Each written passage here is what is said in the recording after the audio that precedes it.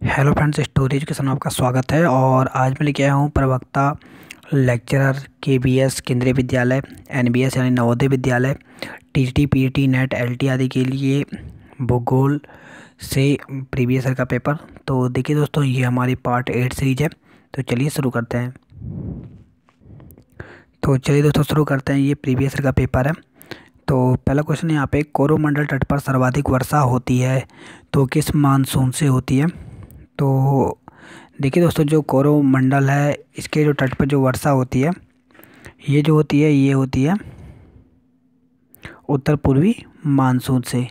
तो यहाँ पे थर्ड ऑप्शन सही दिया गया है। देखिए दोस्तों, जो प्रायद्वीपीय भारत में जो दक्षिणी भाग को छोड़ करके शरद ऋतु में हवाएं महाद्वीपीय होती हैं और इनमें आर्द्रता की मात्रा कम पाई जाती है। और इसमें अगर हम बात करें अक्टूबर नवंबर में, तो नवंबर में लैटिटे यानी लौटते मानसून यानी उत्तरी पूर्वी मानसून से तमिलनाडु यानी कोरोमंडल तट पर वर्षा होती है, जो आंतरिक भाग में घटती जाती है। नेक्स्ट क्वेश्चन यहाँ पे, उत्तरी पश्चिमी भारत में शीतकालीन वर्षा होती है। तो उत्तरी पश्चिमी जो भारत है इसमें जो शीतकालीन वर्षा होती है ये पश्चिमी विक्षोभ से होती है। तो यहाँ पे जो थर्ड ऑप्शन दिया गया है वो सही दिया गया है। देखिए, शीत ऋतु में देश में उत्तरी पश्चिमी भाग में प्रति चक्रवातीय दशाएं पाई जाती हैं। शीत ऋतु सामान्यतः शुष्क होती है। इन दिनों उत्तर पश्चिम भारत में कुछ वर्षा पश्चिमी विक्षोभों से प्राप्त होती है, जो दिसंबर से फरवरी के मध्य इस क्षेत्र में क्रियाशील रहती है। तो देखिए दोस्तों, यही कारण है कि जो पश्चिमी विक्षोभ है इससे तो जो हिमाचल प्रदेश है, उत्तराखंड है और जो जम्मू कश्मीर है, यहाँ पर तो जो यहाँ की जो वर्षा होती है ये हिमपात के रूप में होती है, यानी बर्फबारी होती है। वहीं जो मैदानी क्षेत्र हैं, जो दिल्ली हो गया और यहाँ पंजाब हो गया, इनमें हल्की हल्की बूंदाबांदी होती है। नेक्स्ट क्वेश्चन है यहाँ पे, कोलकाता में 88 डिग्री 30 पूर्वी देशांतर यदि सूर्योदय प्रातः 6:10 पर होता है, तो मुंबई में जो कि 73 डिग्री है पूर्वी देशांतर में सूर्योदय का समय क्या होगा। तो इसमें जो सूर्योदय का समय होगा वो होगा प्रातः 7:12। तो देखिए दोस्तों, क्योंकि यहाँ पर अगर हम बात करें, जो पृथ्वी है ये अपनी धुरी पर घूर्णन करती है। यह घूर्णन गति प्रत्येक देशांतर को पार करने में 4 मिनट का समय लगता है। ये इंपॉर्टेंट क्वेश्चन है। 4 मिनट का समय लगता है। 15 देशांतर घूमने पर 1 घंटे का समय लगता है। कोलकाता अगर 88 डिग्री और 30 मिनट पर है, तो 6 घंटे 10 मिनट पर 73 डिग्री पूर्वी देशांतर 15 डिग्री 30 मिनट पर के अंतर होगा। और इसलिए जो सूर्योदय है इसमें 1 घंटा 2 मिनट बाद होगा। तो इसलिए इस प्रकार से यहाँ पे जो थर्ड ऑप्शन दिया गया वो सही है। नेक्स्ट क्वेश्चन है पर, निम्नलिखित कथन पर विचार कीजिए तथा कारण को ध्यान में रखकर दिए गए कोटों से सही उत्तर का चयन कीजिए। तो यहाँ पे ए दिया गया है कथन। तो कथन दिया गया है यहाँ पर, उष्ण मरुस्थलों का विस्तार महाद्वीपों के पश्चिमी छोर पर होता है। और दूसरा जो कथन यानी जो आर जो कारण दिया गया है वो दिया गया है, वायु भार पेटियाँ मौसम के अनुसार उत्तर दक्षिण खिसकती हैं। तो इसमें दिया गया कौन सा सही है। तो इसमें अगर आप देखें तो इसमें ए तथा आर दोनों सत्य हैं, परंतु आर ए का सही व्याख्या नहीं है।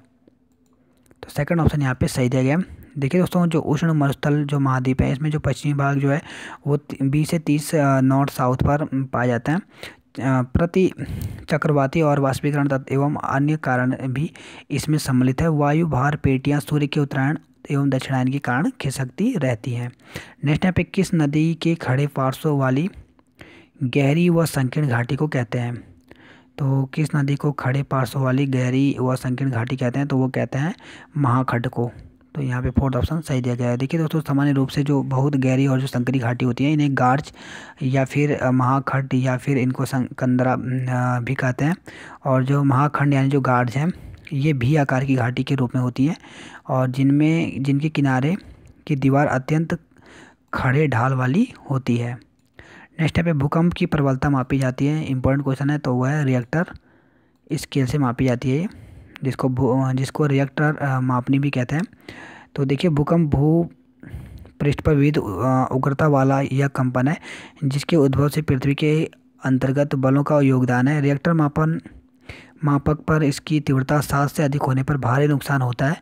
रिक्टर मापक पर भूकंप की तीव्रता 9 तक ही होती है। तो देखिए जो ये भी इम्पोर्टेंट है, पूछा था कि स्केल जो रिक्टर स्केल है उसमें अधिकतम कितने तक भूकंप की तीव्रता को मापा जा सकता है, तो उसमें 9 तक, क्योंकि जो अधिकतम जो यूनिट होती है वो 9 तक होती है। नेक्स्ट क्वेश्चन यहाँ पे सहारा में प्रवाहित होने वाली गर्म शुष्क पवन कहलाती है। तो ये क्या कहलाती है, तो इसको सिरको कहते हैं। फोर्थ ऑप्शन यहाँ पे सही दिया गया है। देखिए जो सहारा में जो गर्म हवाएं होती हैं इनको सिरको कहते हैं, और ये जो होती हैं ये सिराओं गर्म शुष्क तथा रेत भरी हवाएं होती हैं, और ये रेगिस्तान के उत्तर दिशा में भूमध्य सागर की ओर चलती हैं और इटली स्पेन में ये प्रभावित होती हैं। और जिस समय ये रोम सागर के चक्रवातों में प्रभावित होती हैं उस समय वहाँ पर अधिक सबल होती हैं। नेक्स्ट क्वेश्चन यहाँ पे निम्नलिखित सीमा व निश्चित दिशा में तीव्र गति से बहने वाली जल राशि को कहते हैं। तो इसे क्या कहते हैं, तो इसे कहते हैं धारा कहते हैं। तो यहाँ पे सेकंड ऑप्शन सही दिया गया है। देखिए यहाँ पे दिया भी गया है कि जब सागर का जल एक निश्चित सीमा के अंतर्गत निश्चित दिशा की ओर तीव्र गति से अग्ररूप होता है तो उसे धारा कहते हैं। इसकी गति प्रवाह से अधिक होती है। नेक्स्ट क्वेश्चन यहाँ पे विक्षेप बल उत्पन्न होता है, तो ये होता है पृथ्वी के परिभ्रमण से। तो यहाँ पे सेकंड ऑप्शन सही दिया गया है। नेक्स्ट क्वेश्चन है पे दक्षिणी गंगोत्री क्या है। तो ये काफ़ी इंपॉर्टेंट क्वेश्चन है, कई बार एग्जाम में रिपीट हो चुका है। तो दक्षिण जो गंगोत्री है ये अंटार्कटिका में स्थापित भारतीय वैज्ञानिक अनुसंधानों का स्थायी केंद्र है। देखिए यहाँ पे दिया गया अंटार्कटिका महाद्वीप स्थापित भारतीय वैज्ञानिक अनुसंधान का स्थायी केंद्र दक्षिणी गंगोत्री के नाम से जाना जाता है। इसी प्रकार से एक और अनुसंधान केंद्र मैत्री भी स्थापित किया गया। तो ये भी इंपॉर्टेंट है, ये भी भारत के द्वारा स्थापित किया गया। अंटार्कटिका में जो शोध संस्थान है वो है, उसका नाम है। तो आपको दोनों याद रखना है, दक्षिणी गंगोत्री और मैत्री के बारे में। नेक्स्ट फिर से यहाँ पर दिया गया है, एक कथन दिया गया, उसको आपको ध्यान से पढ़ना है। कारण दिया गया और कथन दिया गया। तो यहाँ पे देखिए कि हिमालय पर्वत शीत ऋतु में उत्तर की ओर आने वाली पवनों से भारत की रक्षा करता है। और कारण दिया गया है हिमालय विश्व की सर्वोच्च एवं नवीनतम चलित पर्वत श्रेणी है। तो इसमें पूछा गया कौन सही है, तो इसमें देखिए इसमें ए तथा आर दोनों सत्य हैं, लेकिन आर ए का सही व्याख्या है। तो यहाँ पे पहला ऑप्शन सही दिया गया है। देखिए दोस्तों जो हिमालय पर्वत शीत ऋतु में उत्तर की ओर से आने वाली जो पवनें हैं, पवनों से भारत की रक्षा करता है और विशाल। और देखिए इसके साथ साथ बात करें तो जो हिमालय है ये विश्व की सर्वोच्च एवं निकटतम चोटी है। यह पर्वत श्रेणी चापाकार आकार की फैली हुई है। नेक्स्ट पे सर्वाधिक लवणता पाई जाती है। तो सर्वाधिक जो लवणता है ये किसमें पाई जाती है, तो ये पाई जाती है मृत सागर में। तो यहाँ पे सेकंड ऑप्शन सही दिया गया है। देखिए दोस्तों जो सामान्य रूप से जो सागरीय जल एवं जो भार है उसमें जो घुले हुए जो पदार्थों के जो भार का अनुपात होता है वो सागरीय लवणता कहते हैं।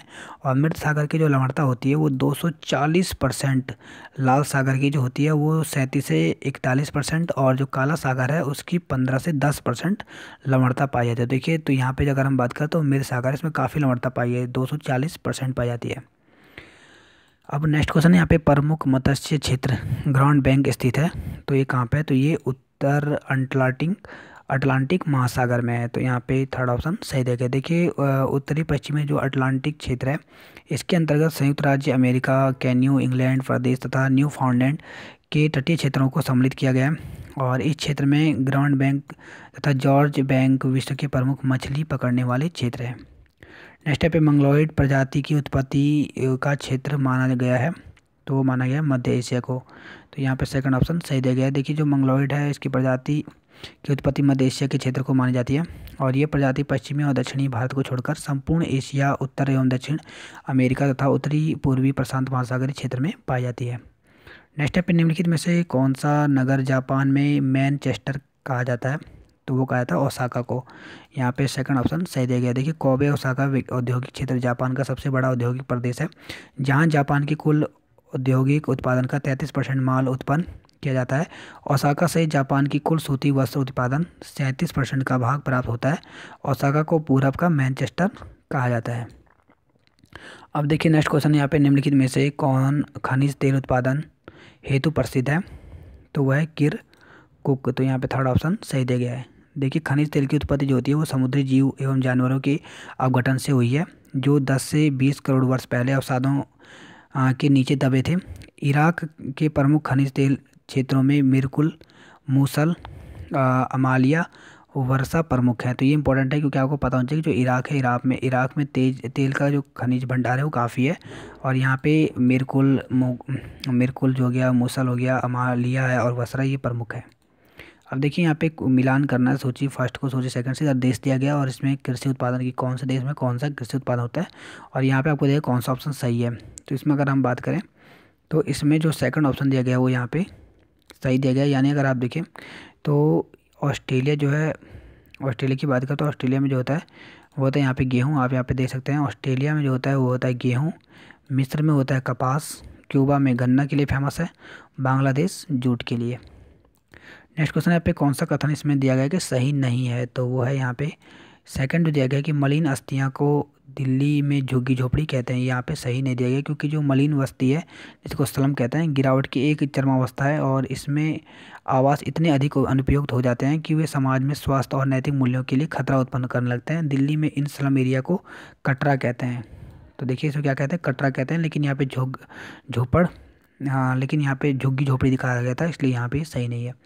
तो इसको आपको याद रखना है कि इन स्लम एरिया को क्या कहते हैं, कटरा कहते हैं। फिर से देखिए यहाँ पे मिलान करने के लिए दिया गया, झील दिया गया और राज्य दिया गया। पूछा गया कि कौन सा झील किस राज्य में है। तो चलिए इसके जो सही आंसर है वो हम आपको बताते हैं। तो वो है यहाँ पे जो सांबर झील है ये राजस्थान में है।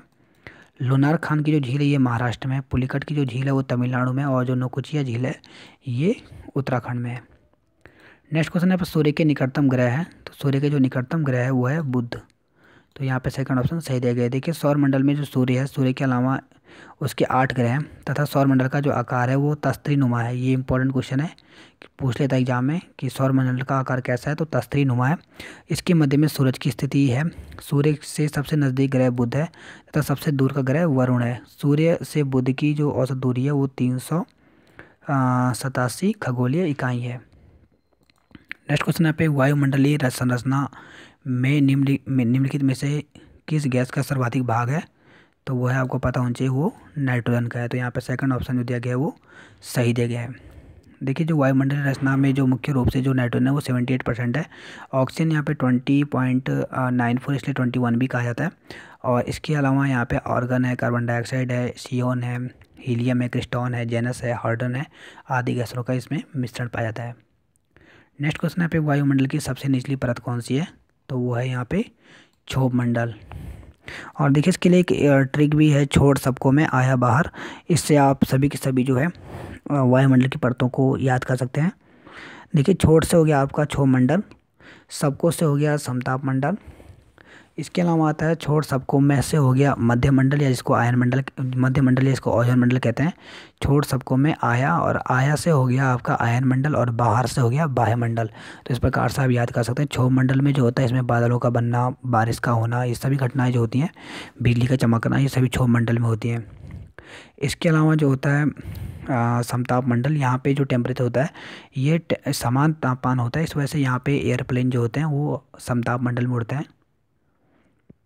और इसके अलावा जो मध्य मंडल है, या जिसको ओजोन मंडल कहते हैं, इसमें जो होती है इसमें ओजोन परत वगैरह पाई जाती है। और इसके साथ साथ अगर हम बात करें आयन मंडल की, तो आयन मंडल में देखिए यहाँ पर जो जितने भी सैटेलाइट वगैरह होते हैं ये आयन मंडल में पाए जाते हैं। और उसके अलावा जो बाह्य मंडल है वो सबसे ऊपर की परत होती है, और वहाँ पे हाइड्रोजन, हीलियम जैसी हल्की गैसें पाई जाती हैं। तो देखिए यहाँ पे दिया भी गया कि पृथ्वी के चारों तरफ कई 100 किलोमीटर की मोटाई में व्याप्त गैसों आवरण में वायुमंडल कहते हैं। पृथ्वी को आकर्षण शक्ति के कारण यह वायुमंडल इसके साथ टिका हुआ है। वायुमंडल के सबसे निचले भाग को की ऊंचाई जो है वो धरातल से 12 किलोमीटर है। क्षोभ मंडल इसको कहते हैं, और इस मंडल में ऋतुवत परिवर्तन होता है। नेक्स्ट यहाँ पे निम्न वायुदाब केंद्र कहलाता है। तो जो निम्न वायुदाब जो केंद्र है वो क्या कहलाता है, तो वो कहलाता है चक्रवात। थर्ड ऑप्शन सही दिया गया है। तो देखिए सामान्य रूप से जो चक्रवात होते हैं ये निम्न दाब के केंद्र होते हैं, जिनके चारों तरफ सकेंद्रीय सम वायुदाब रेखाएं विकसित होती हैं तथा केंद्र के बाहर की ओर वायुदाब बढ़ता जाता है।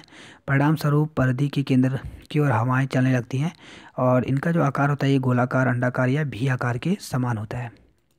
और नेक्स्ट क्वेश्चन यहाँ पे कैरिबियन सागर में उत्पन्न होने वाले तूफानों को कहते हैं।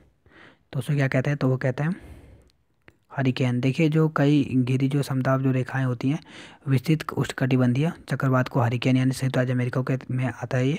और ये इसकी जो अगर हम बात करें जो गति होती है ये 120 किलोमीटर प्रति घंटे की रफ्तार चलता है और इनकी जो उत्पत्ति होती है वो कैरिबियन सागर में होती है।